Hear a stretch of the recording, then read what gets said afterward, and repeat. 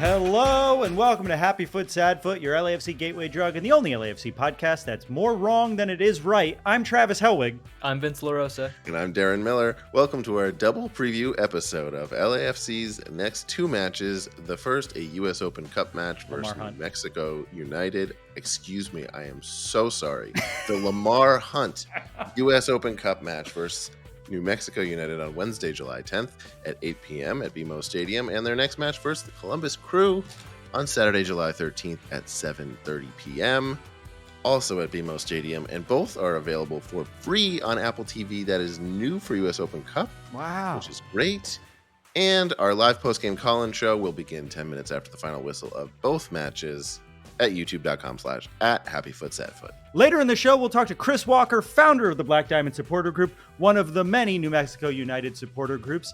And of course, we'll cover all the storylines for this week's match and we'll make some bets. But first, we'll talk amongst ourselves. For some ungodly reason, it's time for listener-mandated banter. Guys, how you doing? How was everyone's break? Oof. Does it count as a break? We were like kind of held captive. Oh, because of Houston? Yeah, we were like, oh, wait, I got to be ready a little bit earlier. Okay, cool. And then I sent you guys the tweet where it was like, hey guys, gates are open. Don't come in because there's lightning. And then Yeah, at least we were there. They finally come on Apple TV and Keith Costigan's like, hey, so this game, it might happen. We don't know. And then they just go off air again. And then literally we're creeping up on the original kickoff time, wondering, well, if you moved it ahead and it's now back to where it was going to be, what is even the point we're doing here? Didn't you already make a decision about this situation? Yeah, finally, they decided, maybe we just scrap this one. It's funny, like, I do think Los Angeles sports fans tend to be a little bit crazy about complaining about weather because we're not used to it. And yet, if a Category 5 hurricane is landing the night of a game, I think it was Category 1, right? Oh, I thought it was Category 5. Category 1. Well, still, if a a hurricane, it's not like it's a hurricane. Yeah, conditions. let's not mess around. If a hurricane is landing the same night as the game, I think you could make an educated guess and say, let's just schedule it. Like, why are we going to put anyone through this? It just was. It was a fun way to spend our Sunday, right? It was to add 2 hours to the amount we were waiting for the game. Do you really think people are going to get that upset if you reschedule the match and then it turns out they could have played? People will be like, oh, bummer. And that's it. People will get upset. People love complaining. I will say the amount of not nearly as much as it won't be nearly as bad. Well, what's funny is, to Travis's point, is like the amount of people that were like bantering with LAFC fans, like, oh, classic LAFC fans, you didn't want to play in that RSL game, which clearly it was the wrong thing to play in that game when the grounds crew is like, I've never seen it like this. This is bananas. But then as I'm looking at the rest of Twitter, because I was just kind of like tracking, like looking at like what's the hurricane, like what's going to happen, what should we look for? Everyone else in Houston was like, oh fuck, are we all gonna die? Yeah, like it was really bad, and that's why it was so funny to have people be like, oh, whatever, Snowflake, you can't take it, and I'm like, everyone else around you is worried about dying. Like I follow the analyst for Houston for the Dynamo because he does some really great work, some public work where he kind of helps people that want to kind of get into analyst work and get into like numbers and that kind of stuff. He posted a picture, a large wooden beam from the construction next door went through his apartment and hit a chair that he says he normally sits in. And had he been home, he probably would have died. Like, that's how bad it was. Jesus. It is that type of thing where it's like we are all worried, but if people from Los Angeles complain, they're soft. They're soft. Yep. California. Yep. I did see one RSL supporter that was like, why is it always like LA people complaining about it? And it's like, we just happened to play in RSL in the snow. Like, you think it's us because that's what happened the last time we were there. Yeah. I think any other team, I think even Minnesota United would have been like, I don't think we want to do this. Yeah. Also, having been on both sides, having been someone from the East Coast who moved to Los Angeles, there is a resentment over the fact that Los Angeles has beautiful weather. And it comes from a place of like, well, fuck you. Everything's always good for you. It's going to be hard every once in a while. Like, yeah, it's people, I don't want to say jealousy, but it is like a real resentment of how nice it is to live in Los Angeles. And I'm sorry that your families chose to live in a bad city. Move away. You don't have to live in Salt Lake City. You don't have to live in what's a bad city? Chicago. That's Oh boy, Travis. All right, that's enough banter. All right, let's start the show. Let's start the show before you didn't say Boston. You're lucky. Yeah, I know. I got away. I got away with one on that one for sure. I will say when I moved to LA, it was a bit of a shock to realize like I was in New York for so long and loved New York and was like so into it, and then I was like, oh wait, there's a lot that I put myself through living there that I didn't realize was a choice. That 8 months out of the year is awful. Have to be that hard. Yeah. You spend a lot of extra time. You spend a lot of your life doing things that you like. Why did I ever do that? And then you come. Yeah. You know, it's like when people tell me, or like my parents are from Pennsylvania, and they're like, "Yeah, I mean, we used to have to go out like an hour early and like dig our cars out." I'm like, "Oh, well, but why?" They're like, "Cause it snowed." I'm like, "Oh yeah, we never had to do that. Just go out, start my car, drive it away." My favorite argument is when people are like, well, it's expensive there. That's why and it's like, yeah, it's expensive because it's nice. Of course it's inexpensive in Duluth, you fucking loser. No one wants to live in Duluth. No one wants to live in Chicago. We got Chicago and Duluth coming for us now. So one person plus Chicago. Plus the cast of The Bear. What about Duluth Trading Company?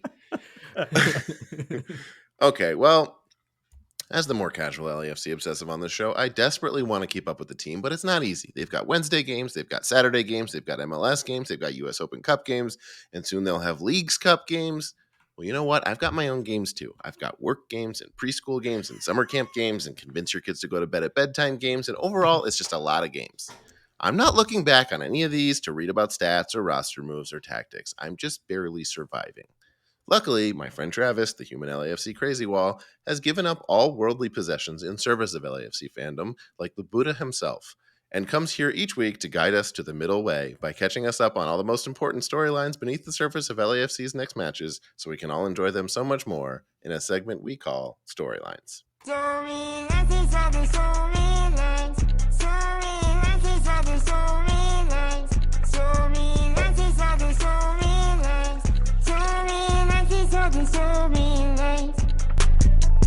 Darren, you made me laugh. You did a good job. Darren, Vince, Dince, an intense time for LAFC is upon us with 6 games in the next 3 weeks, all before Leagues Cup, which means I picked a great time to go to Europe for 9 days. But this week, he's taking off on us. Have fun. Enjoy the work, you fucking losers. This week, I think we have a really interesting series of games. Why? That sounds like ChatGPT wrote this. This week, I think we have a really interesting series of games for Los Angeles Football team. Club. The Black and Gold have a really interesting time ahead of themselves, which brings us to the first storyline for the upcoming week, which is this. Do you guys think we were wrong about the Rose Bowl? Watching from afar, El Tráfico and the Rose Bowl looked fun. And I guess because I didn't have to deal with all the parking and the traffic, but watching the game after the victory, I got real FOMO watching on TV. We haven't gotten a chance to talk about El Tráfico, and it feels like, you know, it's been a little bit, but I want to be able to revel in what that game means. What did you guys think of the game? Do you regret not going? How do you feel? Still the Rose Bowl. No, okay. Yeah, no, it did. I think you're absolutely right. And it started from like the opening whistle because I think the team actually had a lot of fun. Like that was the first time I watched an LAFC team and they were like, fuck the Galaxy. Like they literally came out and they were like, we're not scared of these guys at all. We don't give a shit. They came to our home. They played a pretty good game. They had 80% of the ball and we still fucking beat them. So you know what? We're playing with house money here at the Rose Bowl. And it honestly, for once, it looked like the Galaxy were scared. It was a total flip script. And so that's why it was, I think, so much more fun when they pulled it out. I mean, it got a little rocky towards the end, but they were able to defend well. They've done that all year. They defended, and then it was cool. Like, I know that Galaxy fans are like, what did you win the World Cup? Dude, it's 4th of July. There's a bunch of fireworks. Everyone's having fun, and they can actually run to that side of the field and literally get into the stands. Why not? I mean, obviously, you don't want any LAFC fan to be happy. I understand that. But if you could like remove yourself from it for a second, wouldn't you want fans to be able to celebrate with players? Like, or would you rather our LAFC players be like, yeah, we knew that was going to happen. Thanks for coming out, guys. peace, and just walked out. Like, come on. It's cool to see Hugo Lloris in the crowd. Like, that's Yeah. a man we've all been watching for decades. It's cool to see. Yeah, it's Darren, very what do you cool. think? I mean, I was just so excited they won. I mean, I was with my family. It was cool to watch a big game that mattered like more objectively than normal with my family. And they got to watch and see it. And it was a great game. I mean, it was also really fun to watch on TV, like more so than normal games. So I feel like I got a little bit of it. Yeah, I don't know. I'm glad that it was probably a better experience. Obviously, we would have had fun last year too if they'd won. Like it would have. Sure. It just kind of makes it all worth it. But shit, man, I'm pumped. We fucking won El Trafico at the Rose Bowl. Like that's why we were so pissed off last year. It is a big game. It does matter. Yeah. And there is something really, I mean, two things. Like, I don't know if this has happened for LAFC before, but we will win the season series against the Galaxy now in the regular season. I don't think that we've known this early in the season. Yeah. That we don't have to, like, even if they beat us in Carson, we've already won the series on the year. So, Right. like, yes, it won't be fun to lose to them in Carson, but that also means we could sweep the series against the Galaxy if we win in Carson. Never which could been be done. fun. It'll be cool. And also, it was a big game. Like even outside of Trafico, we are top of the table. I saw some Galaxy Twitter talking about how they immediately tied it up with us. And it's like, we still didn't play it's fine. Follow-up question. When the game is rescheduled, do you think we still have to do another Houston preview? I think we really covered all the Houston stuff we had to talk about last week. Yeah. It's still going to be humid there. It's Everyone still going to be hot. Everyone go back and listen to that one. Yeah, I don't think we need to do it. I think we're fine. I would love to, like, on principle, say, like, sorry, no Houston preview, no matter what. That's a really funny rule for the podcast. And it's no Houston, matter so what. no preview. As you know, we don't preview games against Houston. No explanation needed. That's really funny. We're doing that from now on. There would be no explanation we could muster. Like, there isn't a reason for it. Yeah, fuck them. I don't give a shit about your weird cancer jerseys. Okay, last week is behind us. I'll bring it's us crossed now. out, Travis. Oh it's yeah, right. Out. They're jerseys that celebrate cancer. I'll bring us now to the two very interesting games this week and our first real storyline of this match week, which is this.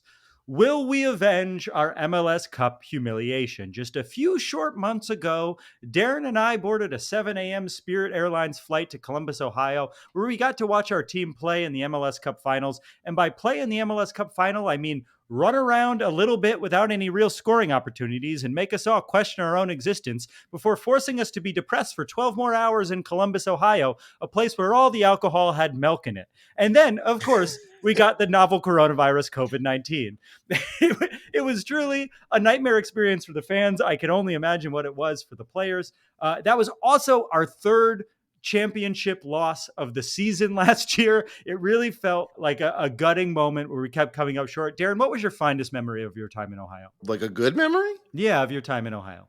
Well, flying Spirit Airlines is always a real plus for me. Should I be genuine here? Mine was leaving, but we all know I was just waiting for you to say something so I could say the dumb joke I wrote. It worked out just fine. But while we all now feel a great hatred in our horts, we feel a great That's hatred what they're in called our now horts after Columbus. for every Our hearts member are of the now Columbus horts. Crew team. Besides Diego Rossi, it's important to remember we have barely ever played the Columbus Crew. Before MLS Cup, we'd only played them 3 times, and we had won all 3 of those times. But in the game that mattered, we lost 2-1. And I have to tell you, thinking back to being at that game, I have zero memory of our goal. Genuinely none. I do not know who scored, and I refuse to look it up. Don't tell me. Columbus also lost the Champions League final this year, so we shouldn't feel all that bad, especially after they posted that video of them training at altitude, looking like a bunch of skinny Banes. But outside of that loss, Columbus continues to be red hot, winning 5 of their last 6, their only loss coming to Inter Miami. And in the very competitive East, according to fucking extra time, what everyone always says, they are currently 3rd with 39 points in just 29 games played. In contrast, we have 43 points in 21 games played. So we have a slight edge, but not by much.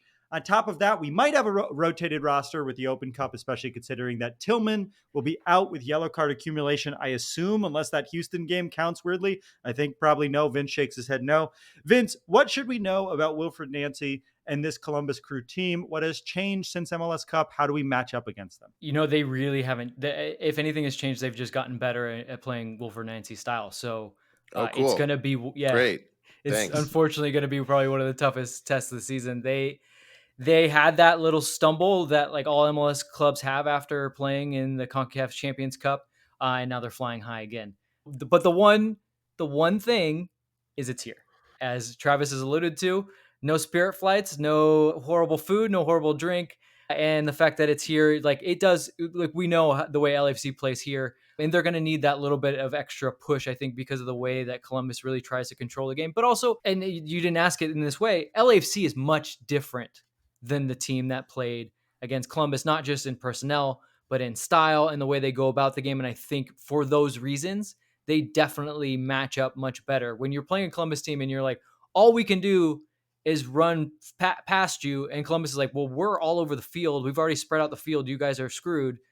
That's the worst case scenario for LAFC. Whereas now LAFC is going to be much more pragmatic and play in a much better way. The only real concern is personnel. Timothy Tillman missing. He has been one of the top players for the team against a team like Columbus that wants to control the ball and control the midfield. It would be very, very nice to have a Timothy Tillman, but that happens. We'll see who they have coming in at that time. They've had to rack up a bunch of games too, but it's going to be like, this is El Trafico has all the fireworks and the extra bit, but in terms of just style on style and the absolute peak of MLS, that Columbus Crew LAFC game should be the one that every non LAFC or Columbus Crew supporter of MLS should have their eyes on. Darren, Saturday will be the first time Diego Rossi returns home to BMO Stadium. He did just beat us for MLS Cup, but I do think we have a fondness in our hearts for Diego. How do you think fans will greet Diego Rossi at the stadium? I don't know. The longer it's been since he's been here and the better he keeps playing, I feel like there still will be a fondness in our hearts for him. Don't get me wrong. But I watched some of their game this past week, and I found it a little easier than usual to not support him because he's playing so well. And I'm more just like, he's just kind of solid. I love him just like in a vacuum, and I still look back on him playing for LAFC with a lot of fondness. He was one of my favorite players. But it's pretty easy now to be like, fuck that guy, I want to beat that guy. It's a little different for me now. It is interesting that you say that, because I obviously think people will cheer for him. They'll be excited to see him. Yeah. That said, he seems like he likes it there. And that's what kind of bugs me. Whereas Chicho Arango is constantly tweeting about LAFC. I think he misses living in Los Angeles. Yes. But Diego Rossi, you can tell, was excited to beat us. I mean, obviously he would be, but like, he seems to really be enjoying his time in Columbus in a way that feels more insulting than Chicho Arango constantly trolling Galaxy fans on behalf of LAFC, which if I was an RSL supporter, I'd feel sort of weird about. Vince, what do you think about the return of Diego? I actually agree with Darren. It is funny how like the more the time goes by, I think that fondness kind of goes, and when he's winning, you're like, well, you're fine. You don't need flowers from us. You've been doing quite well. But there's still something about him though. Like, you just look at the guy, he's just like a cute little puppy. And yeah, he's like, great. Like, he will never grow old in my eyes. He's still like the 19-year-old that he was when he arrived here. So I think in that regard, people still love him. I will say, look, I know that he doesn't play for the team anymore, but I miss the Diego Rossi song. Like, it was cool to have a song of a player. We don't have that anymore. Haven't really done anything like that since. I don't know what the etiquette would be in that regard. I'm not saying definitely during the game. Sing it for him. I think I think the etiquette would be like when he comes out, they do that walkout on the pitch well before they're even warming up. I think it would be cute to do something like that. And then it's Don't tell that 3252 would be cute, because they won't do it if it's cute. Yeah. It would be strong and tough. Oh, they won't do it. 3252 is not listening like, oh, cute. Yeah, that's our number one goal. Let's be fair. They're not doing anything that I say to do. They do their own thing. But I think that would be fair. And then, once the game on, it's game on. Yeah. I also think as time goes on, we won't have such a fondness towards players because we'll see so many. But the original squad, the Latif Blessings, Yeah. the Diego Rossis, the Carlos Velas, even the Walker Zimmermans, who weren't here for that long. We'll just have fondness towards them because when we fell in love with the team, that's who the team was. And I think that'll just always be there. As we all look forward towards our second heavyweight match in just 10 days, we must also think of our second storyline of the week, which is this. Is New Mexico United a trap game? New Mexico United is currently first in the West of USL, the second division of US soccer. And while talent-wise, we should be leagues better than them, or at least a single league better than them, according to the pyramid, they aren't a team to ignore.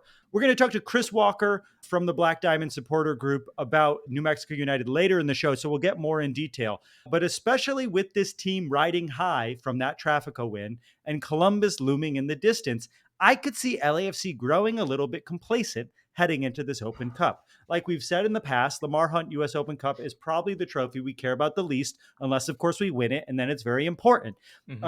But especially for the a club oldest that tournament we have. Yeah, but we don't care unless we win. Right. And especially for a club that wants to win trophies and sometimes falls short when we get close. Hate to remind everyone a bunch this episode. I think I'm starting to get Lamar Hunt fever. That doesn't really roll off the tongue. Lamar Hunt lupus. Lamar Hunt leukemia.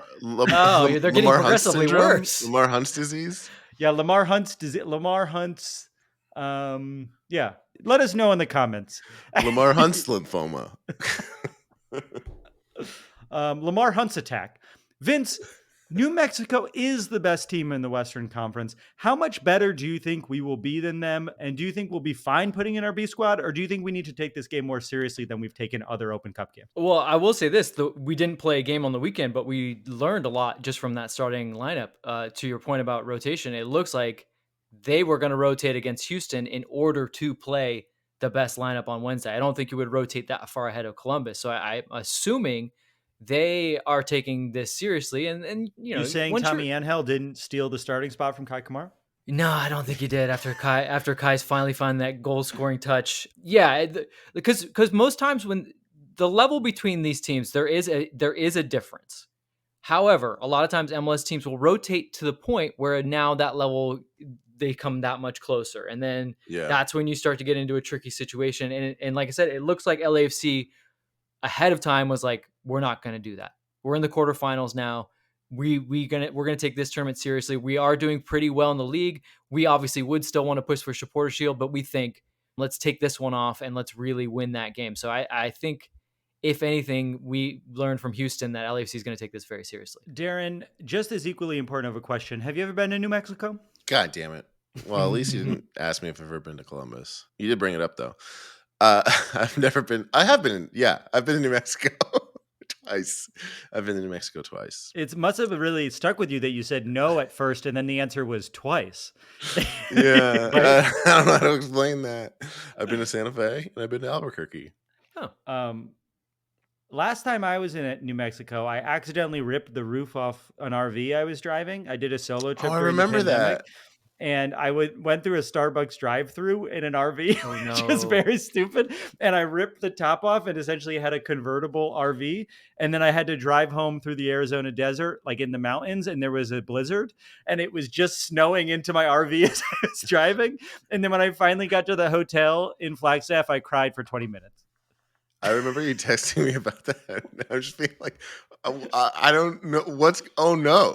I don't know what I can't do anything about this. You can't do anything about this. It was one of the most scary. Literally was driving in a convertible in the snow, in the mountains, in the desert. There was no one around. No one was on the road because it was a blizzard, but I was trying to get to the hotel before the blizzard and it didn't happen. And then once I was on the road, you have to keep going. You can't stop when you're in the convertible. So that's my New Mexico experience. Hopefully that curse doesn't roll over. Vince, have you been? I have, and I actually have a similar, not the ripping off the top, but we drove a U-Haul through, and we were in New Mexico, and we're going, and everything seems clear and fine, and then literally blizzard swept in, and next thing you know, everything's covered in snow, and I think it took us, 2 hours to go 10 miles, and it was just absolutely crazy. And then we get to you get to the desk of your hotel, and you're like, wow, this just happened? They go, yep, that happens here, and you just go, yeah, of cool. course it does. Yeah, it is funny. Like you don't think of the Southwest as snow, but I guess they're all in the mountains, so there's snow everywhere, Mhm. right? Yep. Yeah. I love New Mexico High though. desert. High desert, high desert. What is this? Joshua Tree? Get it? As I people get do it. psychedelics there. Yeah. Those are the storylines for this week's match. Didn't you love that joke I ended it on? When we come back, we have an interview about New Mexico United.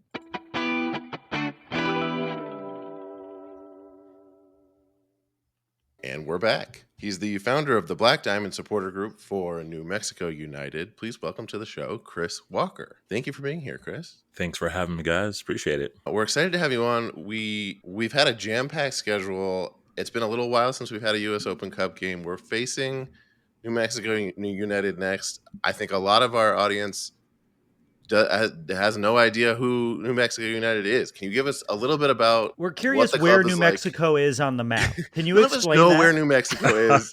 We've never been outside Los Angeles. It's in the United States. It's in the Okay, United Playing States. soccer. Good start. Okay, because you hear New Mexico and you're like, is Yeah. it Central America? I don't know. To be I fair, mean, you guys don't need a passport to go to New Mexico. this is true. And to be fair, I have been asked by quite a few people, hey, how come like the Whitecaps or like Toronto, how come they're never in the US Open Cup? And I'm like, think about it. Use Think the about clues. it. Well, yeah. Well, tell us about just the team and like how you came to support the team, and tell us a little bit about Black Diamond Supporter Group. Yeah, for sure. So, I mean, New Mexico United founded in 2018, first season on the pitch, 2019. They're in the USL Championship on the Western Conference. Colors are black and yellow, so expect a yellow out from the visiting side. This is now the sixth season for New Mexico United. Getting into United, I have lived out in New Mexico for 17 years now. I was originally from Riverside, California, actually. So, definitely, hometown, right? So, I just want to stop you real quick. We all know that a person just entered your home. What our listeners don't understand is that you were getting something delivered and you agreed to let them enter your home, and we could just hear a person enter your home and leave. It could have been a little creepy. So I just want to scare make anybody. Yeah. Did it all go well? know. Are they still hold up two fingers if they're still in the house with you? They are in fact gone. Okay. And when I started to obviously talk about United, I was wondering, I was like, are they a fan or not? Because if they are, I mean, I was going to invite them to come and say what up, More the but merrier. they had other orders to do. Sorry for interrupting. It's hard for me to not mention things when they're happening.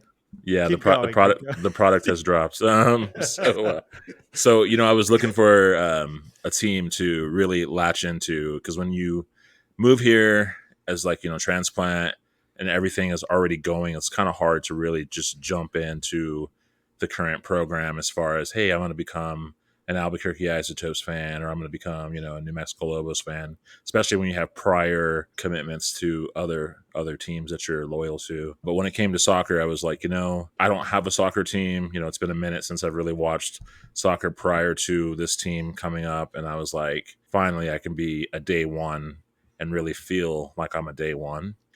And so, the first thing I did was get season tickets. And quite frankly, my season tickets when I started were about mid-pitch, so not necessarily in the supporter section. But of course, at that time, again, everything was very new. And the first things I was looking to do was start a blog and a podcast. So sitting third row from the grass was the most ideal thing for me at that time. Then, of course, 2020 occurs, right? A lot of us went to Austin for the first game of the season, came back, and then COVID started, and the rest of the games were, of course, canceled. And if you're in New Mexico, you couldn't leave the state practically. And, as far as all the games, I mean, the team played all their games on the road that season. There were no games hosted in New Mexico whatsoever. Wow. So that was definitely crazy. And so during that time, late 2019, early 2020, I was already kind of deliberating starting a supporter group, right? And this is kind of on the heels of Black Lives Matter movement and, a lot of the, activism that was happening during that time. And I started Black Diamonds mainly, the thought of Black Diamonds was to get the Black community involved in the soccer space in all aspects. So youth being able to have access to soccer, and by access, I mean not just in word, but also in action. And then also to really invite, um, folks within the Black community to come to soccer games and, know that there's a space for them to feel welcomed, because a lot of the times you go where people look like you. And when you don't see that, it's kind of an unnerving feeling to know if you really belong there, or if you're just kind of being allowed to hang out. For sure. How has it been going? Like, are you finding that, like, how big is the supporter group? How is the supporter culture in general in New Mexico? Because I think, I grew up in Connecticut, and I think of USL and Hartford Athletic, and I'm like, well, there's a good 200 people in the crowd there, but I think New Mexico is known for having a pretty good fan base, right? Talk a little bit about the community and how you guys fit within it. Yeah, I mean, so as far as the fan base, I mean, it's large, right? I mean, just on average, they're probably netting 10, 11,000 Wow. fans per match. Oh, wow. Definitely one of the highest attendance records in the USL, probably the highest. Do you think people are flying out for this game?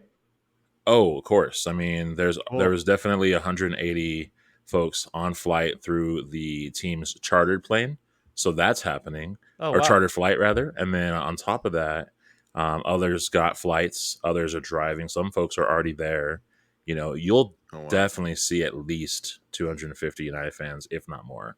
That's more than the earthquake sometimes. So that's really impressive. Yeah, I was gonna say, like, that home crowd is bigger than some home crowds in MLS, and the away crowd is bigger than some away crowds in the MLS. Right. And they just Like- hit like a record high the other night, like 12,000 and some change. Amazing. The Wednesday, July 3rd. So That's again, awesome. so huge fan base. But as far as supporters, we have several groups. As far as Black Diamonds is concerned, we're currently at like 60 active members, but we've had numbers up to like 100 when we first started. And obviously, folks kind of get involved in different things, don't have time, whatever it is. But, in the reality, the way I see it is once a diamond, always a diamond. So, I don't necessarily worry about numbers as much. I just worry about the relationships. And that's bigger than some supporter groups in 3252, genuinely. Like, it's very impressive that I don't know anything about USL. So the fact that I know that there's a couple teams that are really successful. So it's just cool to know that the supporter culture is as big in these places. I have to say, before we go too much farther, that tagline, I know a lot, like, people will use a once something, always something, but once a diamond, always a diamond goes hard. Like, that's a fucking tagline. Like, you better have that on Put everything, it on some bro. merch. Yeah. Hey, Yeah. I'm all about the lines. Before, I mean, I will ask a question about the team and the play on the field, but before we do, I have to ask about this because we live under the tyranny of a one kit maker system. LAFC does have some decent kits throughout the years. However, New Mexico United obviously start right with the Meow Wolf from the beginning. Best sponsor in Like, America, Meow Wolf. I would the Right, say. kits, right. the That's kits pretty that awesome. you guys get to have and the things like that. Like, how does that weave into New Mexico's culture, and how, like, what's it like to be able to dress like really fucking cool when you go? Hey, let's get weird. New Mexico is like another tagline, right? But yeah, Meow Wolf, lifetime sponsor for the club, huge. I mean, Meow Wolf in general, if you haven't been to it, a very immersive art It's so rad. experience. Yeah, it's so rad. You're right. And so, like, getting to like start off supporting the club with that kind of a kit was really cool. Obviously, very colorful. And when you have been to, again, the exhibit, it makes for all of wearing that, right? But of course, the team just continues to just travel through the multiverse in that regard, that all the kits are just out there, right? I mean, we've got the Taos kit, which is the one with kind of the bolts on it now. It's like the new turquoise kit. We had a previous version of that turquoise kit. Of course, we have the Meow Wolf night kit, which varies every year, so they got a couple called Portals, which you got to check out. I'm And so then- jealous immediately just hearing you name them. I'm so angry. Yeah. I mean, look, even the yellow kits are sweet too, right? We started out with the Meow Wolf and then the white Crane Shares kit, right? Those are like obviously the iconic kits of the club. But then we go into that what we were calling the lemon milk, yellow kit, yellow on yellow, the Futura kit, which was like just like chef's kiss, right? So I remember that one. the kits are crazy. There's just so many. You just and some folks have all of them too, right? Have all of them. So we started in Adidas. We're with Puma now, and that's currently what's going on. And then of course buried the lead. Specialty Puma kits are just out of this world as far as I'm concerned. Ugh, that was painful to listen to. Yeah. I'm so mad at Major League Soccer. Like, we're getting a third kit for the first time, and it's like good, and I'm excited about it. But like, you just naming 70 kits. You've been around for 3 years. This is insane. Right. Is there anything else that you feel from the sort of like extra freedom you get in USL in general that we're kind of missing out on? Make us feel worse. Right. Is there anything else? Man, I don't know. I mean, are supporters generally like also even paying attention to MLS at all? Do people have an MLS club they support, or are they just like, we don't need it at all? Okay. We're doing our own thing. So I mean, there are the supporters who have dual allegiances, right? They're United fans, and then they're also LAFC fans, right? And so those folks, that'll be interesting because they've already been given their assignment to wear yellow. It's just a matter of, will they kind of sneak, a little black and gold something underneath? Like, are they like fighting themselves? Are they having a personal copa? Who knows what is happening, right? But they definitely got like their own. They definitely got dual allegiances. There are, like I said, there are a good amount that this is like a dream matchup to watch. Their MLS side and their USL side like battle. Of course, they know that they want United to win because that's how that's got to be. But yeah, so I would say that there are some folks that pay attention to it. In the first couple of years, everyone was like, MLS, MLS, MLS. Let's go to MLS, right? And of course, we saw FC Cincy make the jump, right? We saw Sacramento have a bid for a hot minute. Everyone was talking about Phoenix rising for a good minute too. And then, of course, we watched, San Diego Loyal go bye-bye, and then San Diego FC pop up. So that kind of got a little people shrinking back, like, I don't know about MLS. We're not really trying to see our club disappear and become something else. So, FC Taos is about to show up and take it away. Right. But we know your team is top of the table in the West. We've seen that. Tell us about your club and how they play, who we should look out for. What should we be scared about? Yeah, I mean, first off from the start, Eric Quill's the head coach. He came in about 12 games into the season last year when the former coach went and took an assistant position with Troy Lesane, which was the first coach. This is like a tongue twister, right?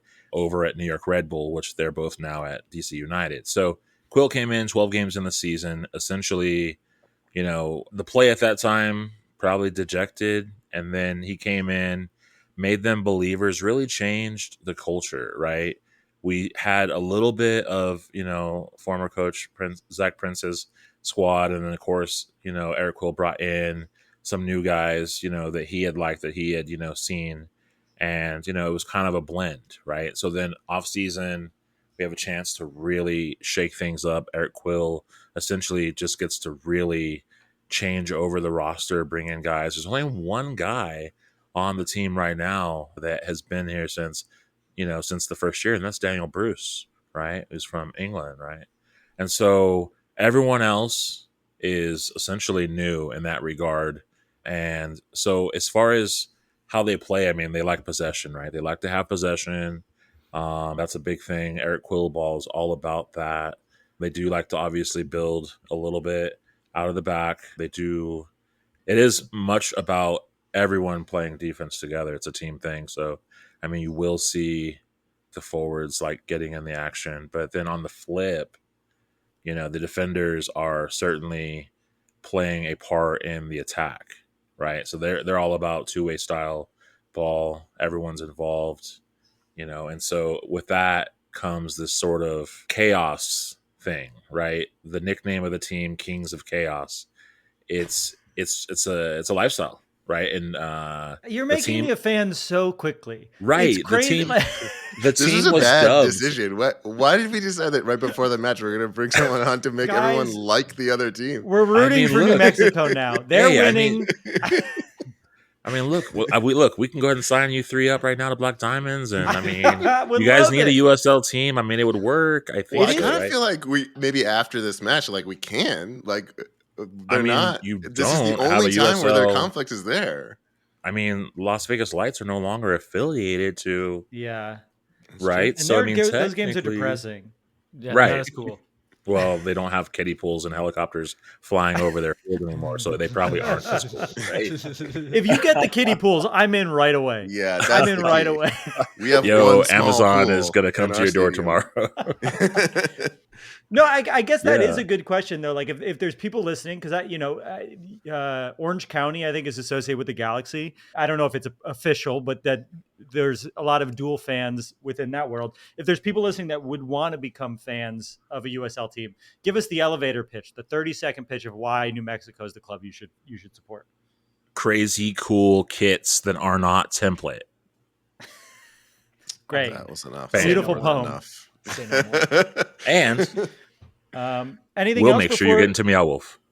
Oh fuck. Oh shit. Look, right. before we let you go, we've got to get. I mean, you've done an amazing job, like Travis said, of talking up New Mexico United. So we gotta hear straight from you. Like, how do you feel this game will go? And if you want to venture a prediction, I'd love to hear. Because, like you said, Kings of Chaos. I mean, I'm looking at them. You're top of the table. Your goal differential is +3, so you must be just like 3 games pulling in out some hand. games out of. Well, 3 yeah, you got games in hand. game and 3 games in hand. So, but I'm just saying, with that goal differential, that means there's definitely some chaos going on where these games are tight, and then you guys are just either killing a team off, or maybe they're making it crazy at the end. So, give me a little bit, give me the rundown of how you think the game will go. And like I said, if you feel brave enough, venture a prediction. Okay. Well, I mean, look, we're certainly not trying to get the free voucher to Universal Studios, nor are we trying to let y'all necessarily get that chicken dinner sandwich bit, right? Like on the win, right? So, I mean, I guess I don't know. We'll let me go back a little bit. I think folks feel like there's a chance, right? Like about a 40% chance that things can really kind of flip on their heads. I mean, the team is playing exceptionally well. We're undefeated at home. And typically you have the next man up mentality. I think the things that are going to be key in this obviously are to disrupt the normal LAFC flow, right? That's number one. That's like a big umbrella thing, right? Just disrupt, right? That's it. But also, I mean, in that they're going to have to really have addressed set pieces, because LAFC is just sharp on those set pieces. Guys get up. Kamara gets up. I've seen it. And I mean, so that's a thing, right? But then also the pace, right? Like the back line can't play too high up. They definitely got to respect Boenga and Bogus, right? I'm not sure how you say that. Bogush, right? So they definitely have to respect like those players, especially like on those counters.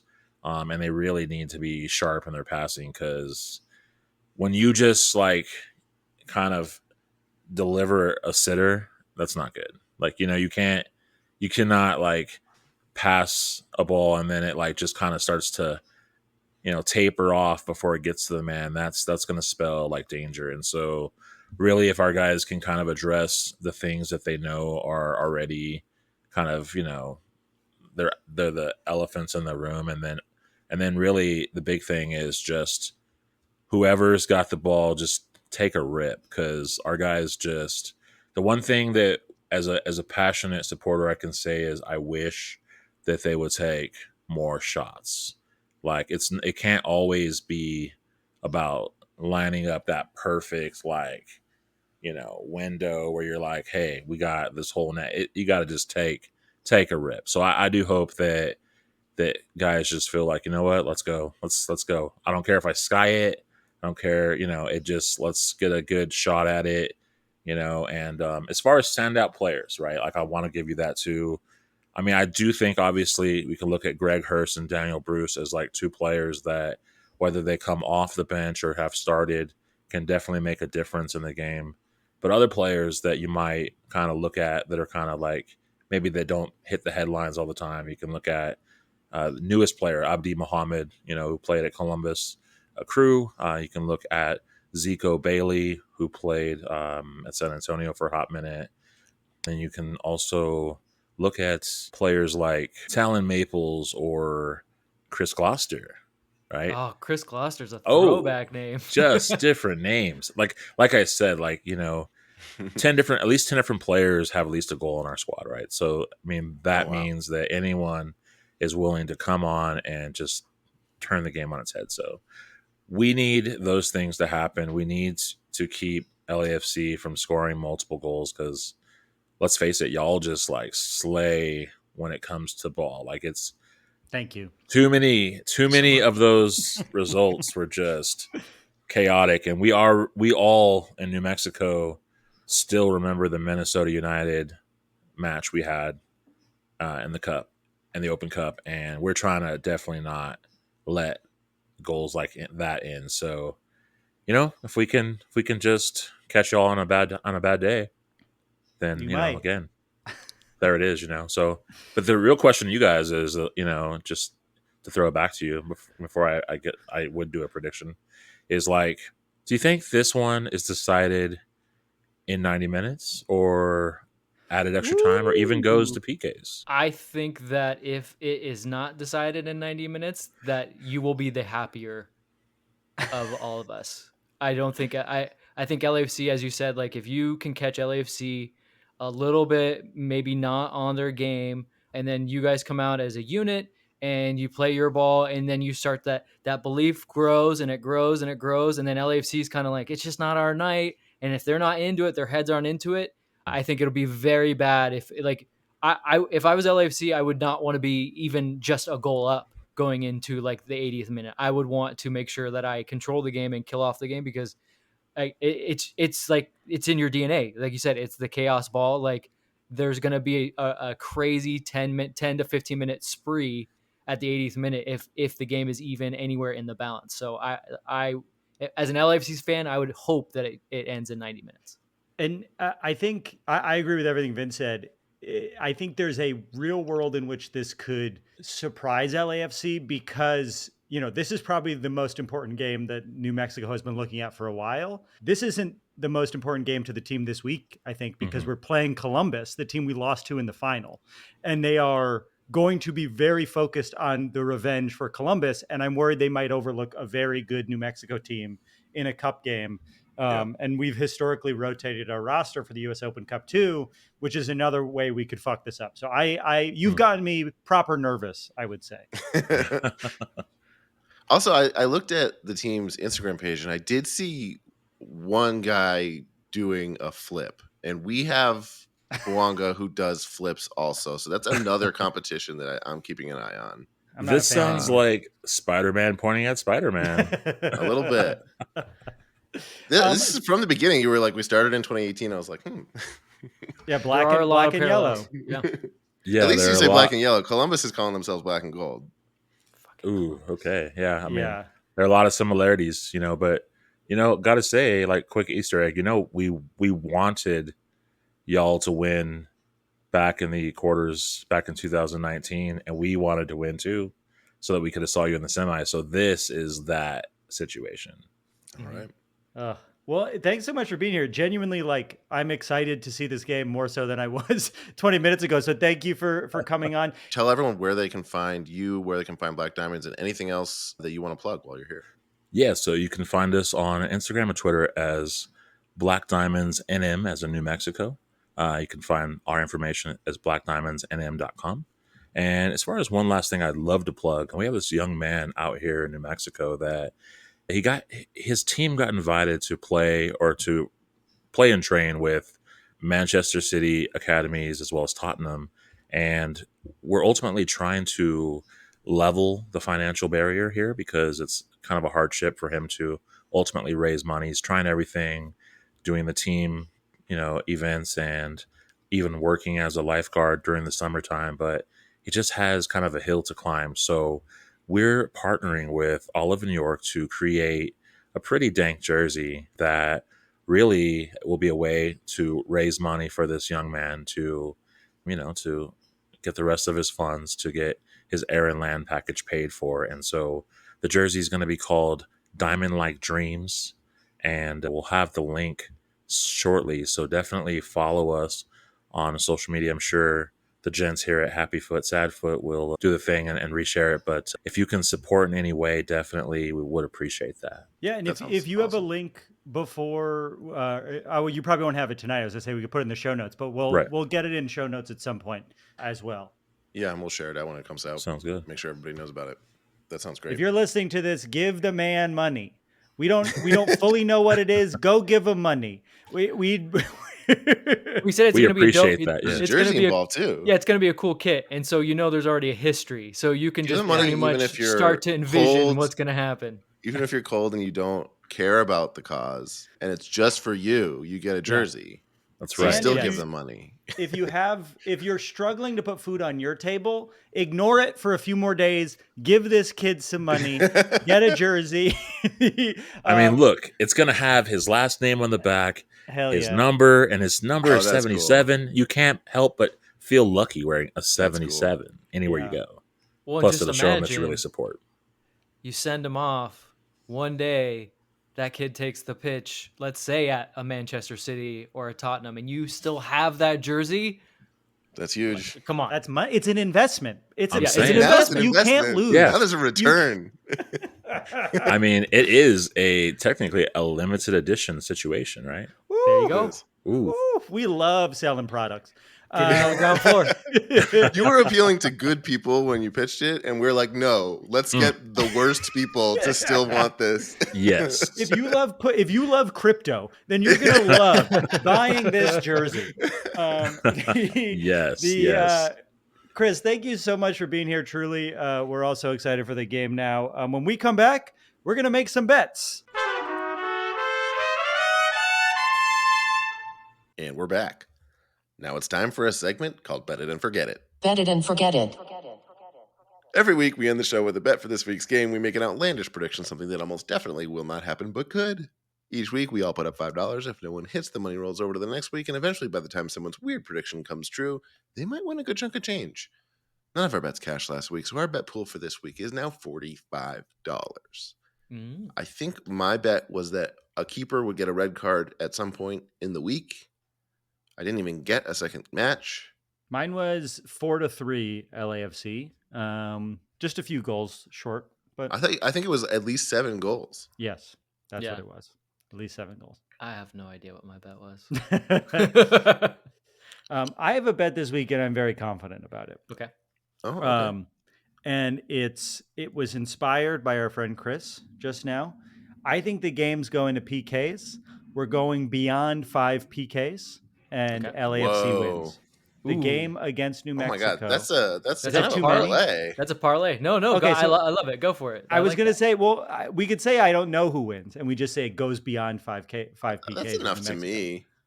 Yeah, but you want LAFC to win, so might as well just and LAFC yeah, you don't want to win money off LAFC losing. So LAFC wins in PKs. It goes more than 5 PKs per team. Okay, I have one that I think I've used somewhat before maybe even in a crew game. All goals in the LAFC crew game will be scored by LAFC or former LAFC players. Yes, I think you did make this prediction. And only them. So let's say I'm blanking on.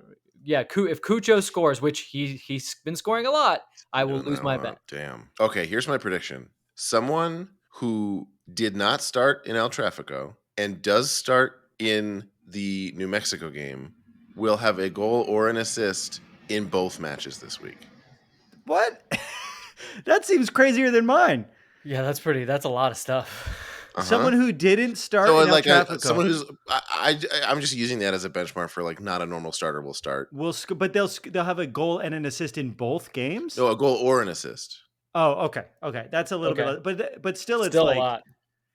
Yeah, and they don't have Tommy to must start. go. They don't have to start in the Columbus match. I see. Sure. So what's going to happen? What I'm predicting is going to happen. The realistic version of me winning this is Rotation. a rotated roster. David for New Martinez has a Mexico. goal and an assist. David Martinez, David Martinez comes in.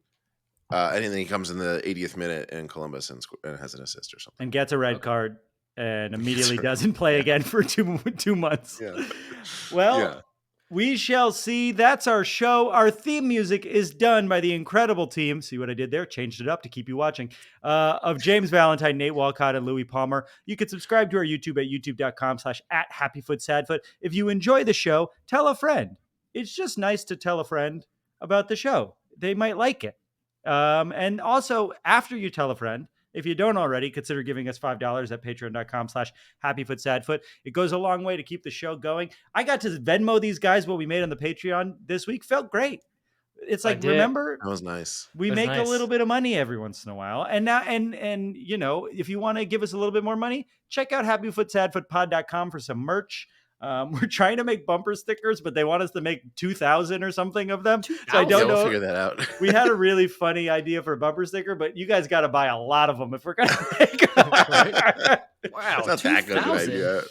It's a great idea for like maybe 500. I think we could do it. We could probably do it if we'd have to find another provider and then figure out how to. We should just make them and hand them out or something. Just give them to patrons. Just drop. I got a bunch of Happy Foot to go by and drop them. Yeah, great idea. I got a bunch of Happy Foot Sadfoot stickers sitting on my desk. If anybody wants one, just let me know. Yeah, we should just bring them in every game and give them away. Sure. Any support if you see us, ask us for a sticker. Yeah, it's like a challenge coin. Just give them. I'm not gonna be like a do you like comedy? I don't have person. stickers. If you see Darren, ask Darren for a sticker. I was just about to say, and by us, it's only Darren. If you see Travis or I, do not ask us for stickers. Thanks for hanging out and listening. And thanks to Chris from Black Diamonds for hanging out with us. And we're going to have a link to that, the sponsorship for the kid going over to England whenever he gets it over to us. So it's either in the show notes tonight or in the future, but make sure you give a little bit of money to that as well. Thanks again. And we'll see you at BMO, baby, twice. And I'll be in Europe. I'll see you in Berlin, baby. I love you. Bye. Guten Morgen. That means good morning. Guten Morgen, baby. Tschüss. Bye. Auf Wiedersehen. Auf Wiedersehen. That's Germany, baby. That's Germany, baby.